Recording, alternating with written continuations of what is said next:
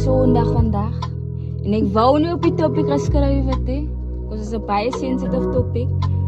Maar ek het iets vir Jocelyn geskryf, om net die story alive te hou. So, ja. Hoor gewoon erin. Want jou naam is wat ons roep, vir jou is wie ons soek, so was dit. Jocelyn antwoord my.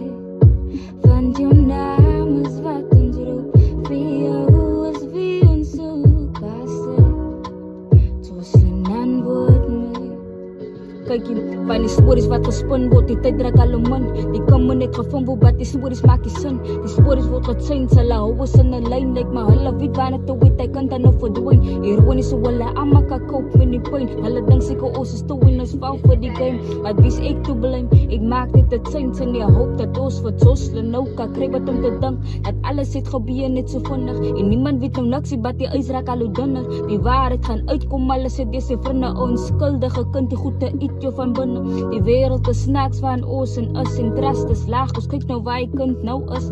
Die kind is weg, en hulle sit dit in die stasie, maar hulle moet weet, my broer is God, hy slaap nie. Vir jou is wie ons soek, so vaste. Jocelyn antwoord my, want jou naam